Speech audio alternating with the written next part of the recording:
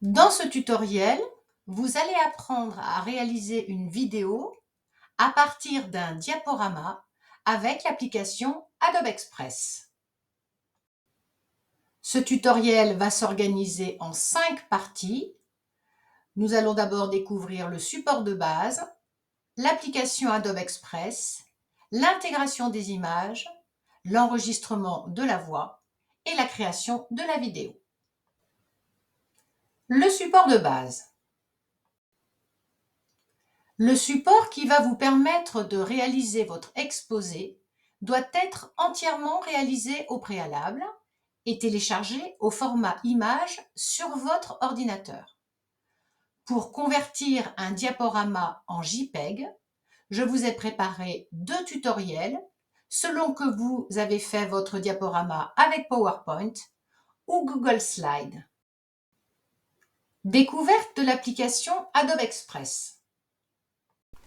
L'application Adobe Express est accessible gratuitement en ligne. Il vous suffit de vous connecter avec votre compte Google. Vous allez remarquer que cette application ressemble beaucoup à Canva et qu'elle est très intuitive. Pour réaliser votre exposé en vidéo, vous choisissez de créer une vidéo. Intégration des images. Vous insérez toutes les diapositives de votre diaporama les unes après les autres.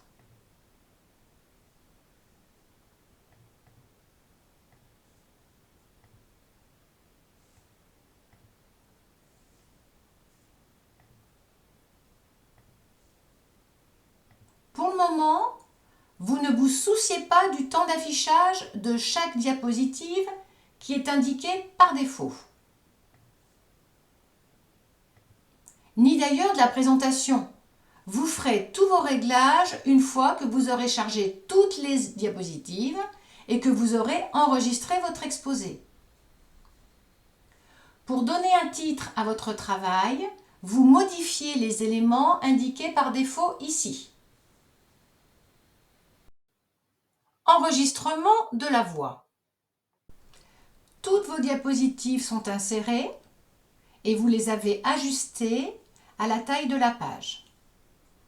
Avant d'enregistrer votre voix, je vous conseille de préparer au préalable votre exposé oral et de vous entraîner à faire vos commentaires sur chaque diapositive. Lorsque vous êtes prêt, vous allez pouvoir enregistrer sous la première diapositive votre commentaire en cliquant dans Médias, Audio, Enregistrer une voix. Bien sûr, il faut que vous soyez équipé d'un micro. Pour commencer, vous allez cliquer sur Démarrer l'enregistrement et après le décompte, vous pouvez parler. Si le temps d'affichage de la diapositive est trop court par rapport à la durée de votre commentaire, vous ajustez le temps d'affichage de l'image en agrandissant par les côtés. Voici un exemple. La durée de mon enregistrement est beaucoup plus longue que ma première diapositive. Je peux la déplacer en la faisant revenir sous la première diapositive et en tirant sur les côtés, je vais ajuster la durée de l'affichage à la durée de mon premier enregistrement. J'ai une action sur la diapositive ou sur la voix.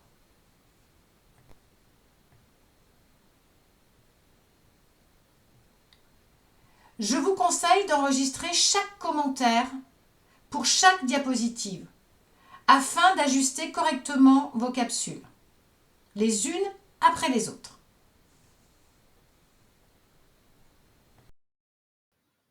Dernière étape, création de la vidéo.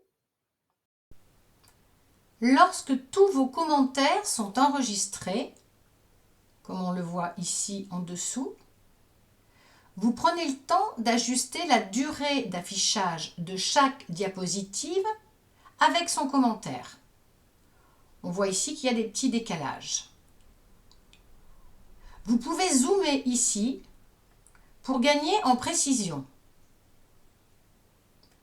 Et vous vous déplacez dans la barre qui se trouve en dessous.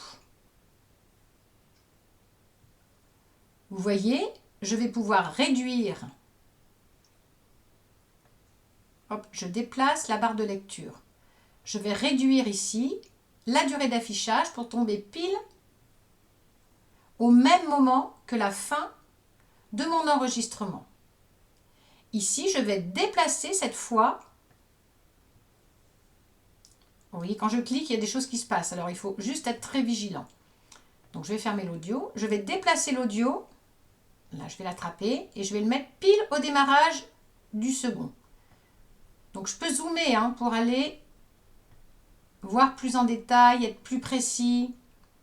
Je ne dois pas rallonger l'enregistrement puisqu'il est finalisé. C'est plutôt la durée d'affichage que je vais pouvoir travailler. Attention, des fois quand on clique, ça fait bouger un peu les choses, mais il faut aller doucement. Soyez minutieux afin que le résultat soit professionnel. Votre vidéo, elle doit être limpide, comme si vous faisiez l'exposé en classe. Donc vous faites ça pour chaque diapositive et chaque enregistrement. Voilà, j'en étais là. C'est après. Alors je vais me redéplacer. Hop, hop, hop. Ah, c'est ma barre de lecture qu'il faut que je déplace. Oui, je sais. Voilà, hop, je me mets là. Je prends l'enregistrement qui est là et je viens le mettre dessous. Voilà, comme ça vous avez un exemple des petites erreurs, des petits bugs qui peuvent arriver. Hop, il suffit que je déplace un peu ma barre de lecture et je me retrouve au bon endroit. Je prends mon son et je le ramène au début de la diapositive suivante. Une fois que vous avez donc tout finalisé, vous allez pouvoir télécharger la vidéo au format MP4.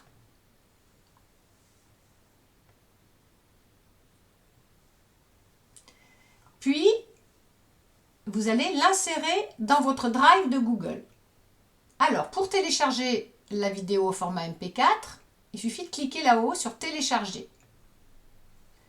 Donc, par défaut, c'est MP4. Vous laissez la taille d'origine et vous cliquez sur Télécharger.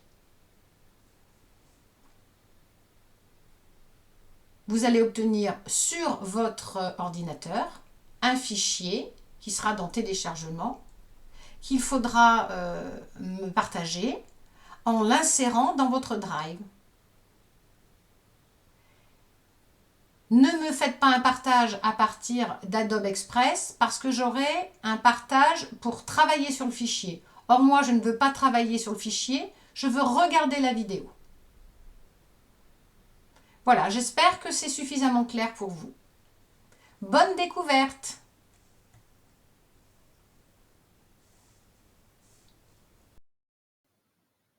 Je vous rappelle que vous ne pouvez pas envoyer la vidéo par mail car le fichier serait beaucoup trop volumineux. Il serait refusé par les boîtes mail. Il faudra m'envoyer le lien d'accès à partir de votre Drive afin que je puisse la visionner. Et vous devez donc d'abord télécharger dans votre Drive la vidéo pour ensuite me donner l'accès à votre fichier.